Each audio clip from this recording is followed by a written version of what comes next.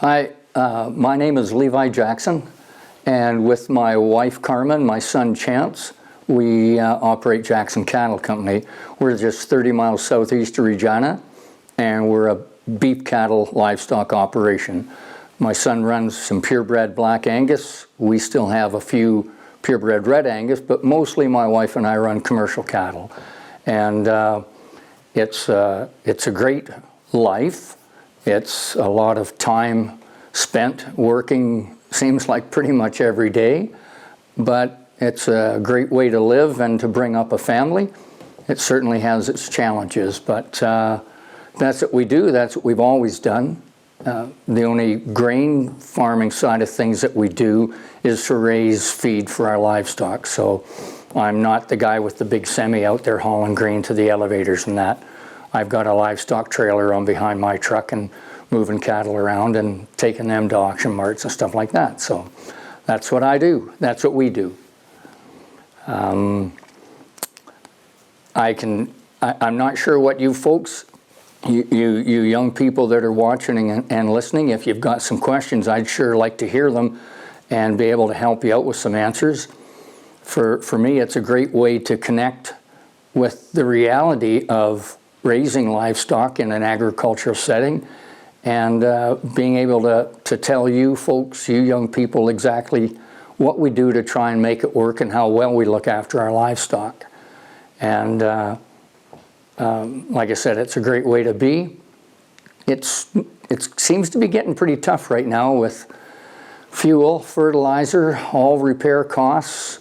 Everything we do has inflated so much that what we receive from our calves, even with the recent increase in our calves, barely kind of covers it to break even. So we are continually looking at ways to reduce some of our costs into getting calves to that point where we can take them and sell them. And one of the things we do is we bale graze now, and I know there's a photo that'll come up with us where we've set out 250 bales on their end, and rather than starting a tractor every day in the winter to go out and feed our cow herd, we'll let them into this set of bales. We'll pull mesh off 10 or a dozen bales whenever it's needed, and they'll go in and eat those ones firstly. They might start on the ones a little bit that still have mesh on, but when you don't have to start a tractor all the time to do as much in the winter time, it's always a good thing. It's costs more to do it that way. We look at things like that. Last year was one of the worst years that I can ever remember, and it was an exceptionally bad year weather-wise for almost all of Western Canada. The absolute lack of rain, moisture of any kind, it was exceptionally hard on everybody, grain farming, cattle, it didn't matter. This year in this southeast corner of Saskatchewan, and predominantly Regina south and east, I know the north of Regina was still in pretty good shape, but 12 months later after having such a bad year, we had an outstanding year for making feed. We just kept getting rains. Our pastures were terrific to turn cattle out onto. The pastures maintained themselves all through the summer, and the feed sources that we had, whether it was barley for silage bales, oats and barley for green feed bales, or just a straight hay crop, they were as good as I can remember. So it was awesome. And what that should tell you is we can do absolutely everything right and still have a wreck or a disaster, because we live and die by the weather. We have no control on it. There's nothing we can do about whether it rains or it doesn't. So we just always have to prepare ourselves for maybe things not being as good, and when they are better than expected, you definitely enjoy it and take that while you have it. Because like I say, you can do everything right and still be wrong. But anyways, we do an exceptionally good job, I believe, in looking after our cattle. Right now what you see up on your screen is just one of the 5 or 6 typical corrals that we have in our place. We have an open face shed where they can get in under from the weather. Those calves right now are replacement heifers, and they're in there. They have an oat and barley silage bale on it, which is very good quality feed. There's straw that's been blown into the shed, so they have a comfortable, warm, dry area to lay down on, and they have lots of room. Good drinking water through our heated water bowls, and so that's kind of typical of what you would see if you came a little bit further into the winter. Right now, those are heifer calves that we weaned a little bit early and pulled them off 2-year-old heifers, and some of those will be replacement heifers that we'll keep and turn into cows of our own. Some of them will be ones that we'll offer for sale later on in the season. But that's the kind of facility that we have. Lots of windbreak fence for protection from the wind and the snow. Couple that with the sheds, it works really good. And what you're seeing right now is a set of 2-year-old bulls. If it comes back up, there we are. Those are 2-year-old bulls. The pen that I'm in right now, it belongs to Blair's Cattle Company, and they're up at Lanigan, but we look after all of their bulls. And what we sell are 2-year-old bulls. So we get them from Kevin Blair as calves. We background them and feed them nicely. We just are feeding them to let them grow and stay healthy and sound. And then they go out on grass all summer, and they come back in to feed as 2-year-old bulls and sell them then. It's a great product. They're a year older. They can go out and do a lot more work. There's a lot of investment into getting bulls to 2-year-old status. But it's a great product to offer for sale, and the commercial people that have got them really do like them. At one time, everybody sold 2-year-old bulls, and then probably 35 years ago, it started moving to more yearlings. But in the last number of years, we have found that there is a growing interest, and has been, for 2-year-old bulls again. So that's what Kevin does. That's what my son does with his bulls. And our sale is the first Tuesday in February. And yeah, it's an online sale. It's a live sale, but we don't bring them through our sale ring anymore. They're all videoed, and people can watch the videos, and you can bid online, or you can be sitting in the bleachers at our sale barn doing the same thing and bidding. And that's what we do. So we have a question. Sure. So the first one, we had lots of shots of the cattle out in the snow, and it looked pretty cold. So what do you do to kind of keep them warm? Well, that's the wonderful thing about livestock is if you can offer protection from the wind, and you can have some bedding that they get on and quality enough feed, they have enough internal heat in them, and couple that with a good hair coat, that they stay really good. You would be absolutely amazed at how resilient they are. When we're calving, and because our sale is in February, and we use our sale barn as our calving barn as well, then we don't start calving until sometime in February. But there'll be lots of people that calve in January and February. Once those little calves are all dried off, and they've nursed for a day or two like that on their mothers, and they're feeling good, you can turn them out into areas that have protection from the wind and lots of bedding, and those little rascals can be 2 and 3 and 4 days old and turned out into 20 below weather. And they do absolutely great, because that's what they're bred and designed to do. They have good hair coats, and that's what we look for.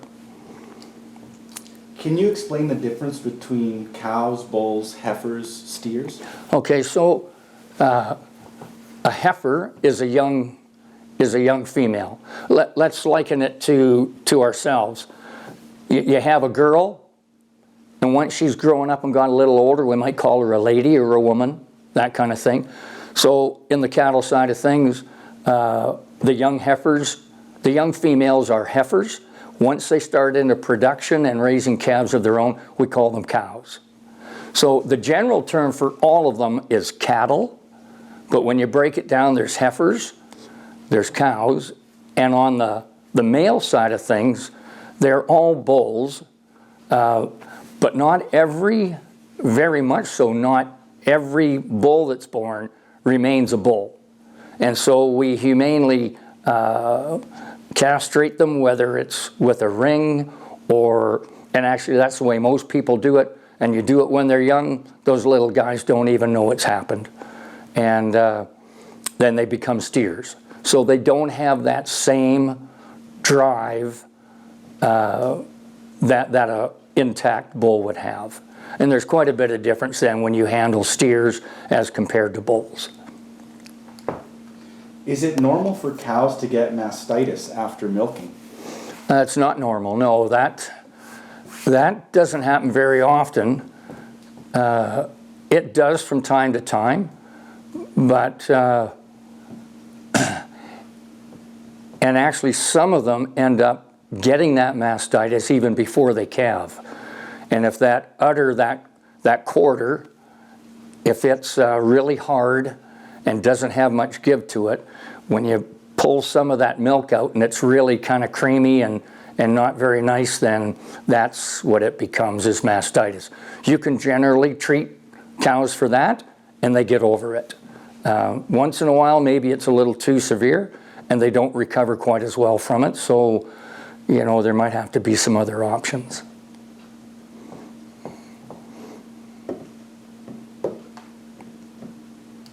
So I have another question. How old do you let them become before you start looking at processing them to become our food?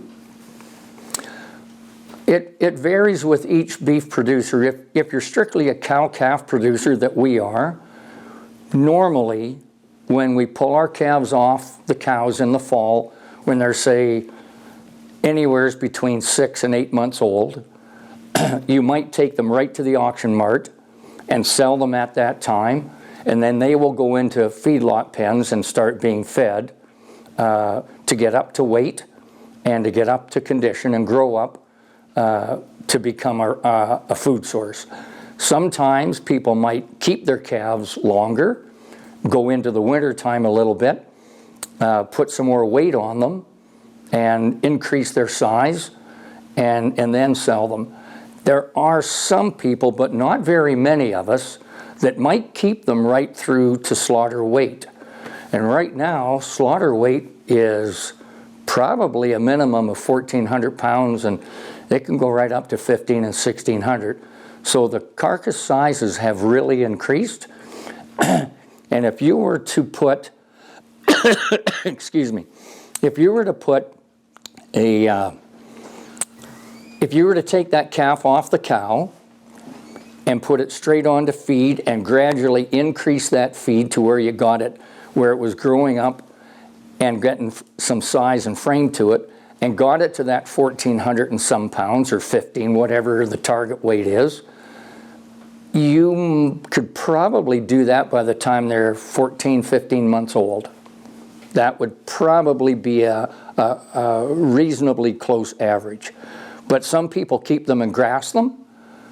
So they just background them and feed them light as calves. Then they go out on grass all year. And when they come back in, they're bigger framed. And when they put those on feed, they really put the weight on quite a little bit. So lots of those could become 1,600-pound cattle when they go to market. Why do they pierce their ears with the yellow tags or different colored tags? That's identification. That's all that is. It's a form of identifying who they are. And with that in mind, every animal now has to have an electronic tracking device in their ear as well. And it's just a small round one, but if you were to use an electronic wand that is designed and developed for it, you could just press a button and that would electronically read a set of numbers for that animal. And now in Canada, every calf that's born and any animal that travels anywhere must have that identification tag in them with that electronic device. You can't transport them somewhere and sell them at an auction mart without it everything has to be done in that manner, and it's just a better way of keeping track of where cattle are moving.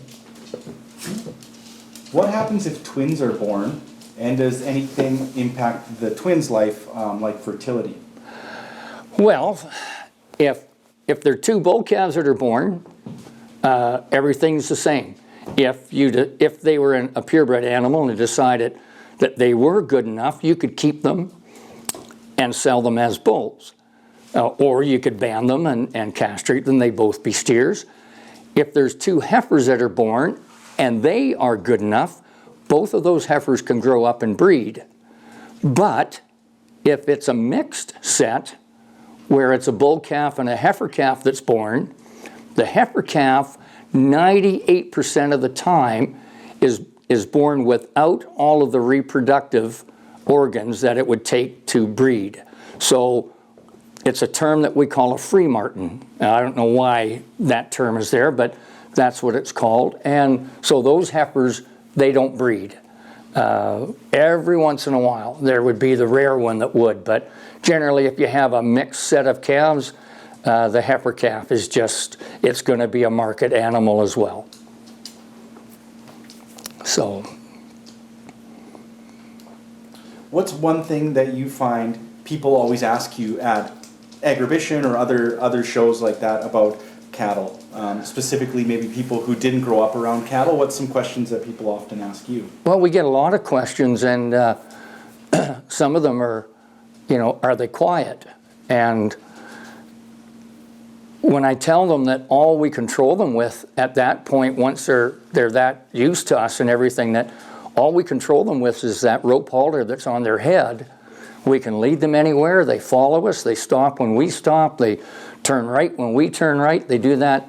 Lots of people are quite amazed that they can be that quiet and handle that well with just a rope on their head. I guess the other thing would be, how big are they? And that, of course, is going to vary on whether we're looking at bulls or cows, heifer calves, bull calves, those kind of things. What do they eat? We get all kinds of questions. And when I get some little kids that come around the stall, if we've got something that's laying down and is really quiet, one of the things I like to do is bring those little kids up and get to pet it, get to touch their hair and touch a live animal like that, because lots of times they don't get opportunities to do that, and I think that's cool when they can enjoy that side of things. What's the difference between a dairy cow and a beef cow, and do they eat different things? Well, they eat similar things, but they eat it in different volumes. A dairy cow is bred. Their primary reason to be there is for their milk production. That's what they're there for. So they are shaped altogether different. They're not as muscular. The whole thing comes down to their udder, the volume of milk that they have. They like to breed them so they stay sound, and they breed back. And because with a dairy cow, they only give milk after they've calved. So you have to be able to get that cow back in calf, and then she produces milk for another generally 10 months. And then they dry her up a little bit and give her some time off. Then hopefully she's calving again, and the process repeats itself. So the milk that they produce goes in a tank. That all gets processed in an absolutely excellent manner, that everything is looked after in terms of quality. And that's what we buy in our milk jugs or cartons or whatever. For a beef animal, our cattle are shaped different. They're more muscular. They're wider topped, whereas a dairy is more narrow topped. And the milk that they produce is there to raise that calf. That's the biggest reason. Now, when a dairy cow, when her time has come and gone, she also goes into the food process as well, because there's something for everything there. That's the way things are. We don't want to be wasteful. We don't want to throw things away. Sometimes if somebody was to ask me, Well, if you had a favorite cow, would you put her on the truck and take her to where she would be slaughtered as well? And I would say yes. Even though maybe there's an attachment there. If I was to keep an animal that was, maybe she wasn't healthy enough anymore, or she'd hurt her hip, or had hurt a leg or whatever, for me to keep that cow just because she had some sentimental value, whatever, I wouldn't be doing that cow any favors, because she's hurting and she's not healthy. And the best thing that we can ever do in a situation like that is to do the way that the cycle works. And before they get into that point where they maybe have hurt themselves or hurting, we would then put them through that slaughter cycle. How many cattle do you have, and do you have any other animals here? We calve about 200 cows. We need to get up in our numbers a little bit. And that's what we try and calve annually. My son Chance and his wife Emily have a few goats because I like them. But we also have horses here. My wife Carmen has barrel raced since she was about 9 years old. And my son team ropes and calf ropes and does all those kind of things as well. And we use our horses to round up and gather our cattle and to move them and those kind of things. So everything has a use. We also have a number of dogs, and it's the same thing. They get used for helping us with moving cattle and things like that. So yeah. Oh, we have a miniature donkey too, just because. Okay, I know we started a little bit late, so if we had any other questions, feel free to ask them. But if our class that have joined us needs to get going, I'd like to just thank Levi so much for inviting us out here and no problem, giving us a little insight into the operation here. If there are no other questions immediately, do you want to maybe just give a little kind of summary of? I guess in summary, for whatever reason, some people have decided that livestock of almost any kind are treated badly and housed in poor conditions, and it's just a factory and all that stuff. And that is so far from the truth. Most of those people have never been on a farm or a ranch. They have just decided that that's the way it is. And if you saw the work and the effort that we put into getting every calf healthy as we can. Just this last winter, there was a calf that was born out. She calved a little bit earlier than what we expected, and we had that calf in the bathtub. And we kept continually letting water out and putting more warm water in to bring that calf's temperature up to where it was good again. And so my wife sat there beside the tub, holding that calf's head above the water, and us pouring warmer water over it all the time. If we didn't care, we'd have just said, oh, well, this one won't make it, and carry on. But that's not what it's about. It's about humanely looking after and treating the livestock that we're in care of. And that's what we do. There's no other way to do it. And I would have to guess that 98% of the people that I know are the same way. And we do everything we can for our livestock. That's what we've chose to make a living out of. If we abuse them, wouldn't be much of making a living. So we do everything we can to look after their comfort, their food needs, their having quality places to be out of the wind and some shelter and those kind of things, and that's how we do it. And that's no bull. Excellent. Well, thank you again so much, Levi, for joining us and sharing all your knowledge about cattle today. We really appreciate it. And to all our students out there, have a great long weekend. It's a long weekend? See, that's how much I know. Every day is kind of a work day here. Anyways, I hope there was enough of you that tuned in today, because what these folks are doing, bringing people like me to your classroom and being able to tell you some actual facts and some truths is a terrific thing. So I really appreciate the effort that goes into these things from the other side of it. And if there's ever a time that any of you would like to know more, whatever, I'm sure you can find some people close to you could reach out to and maybe have a farm tour, take a farm tour in a classroom someday and things like that. I know if there's anybody anywhere down near Sedley that would like to do it, our family would be more than happy to be involved in processes like that. So, thank you.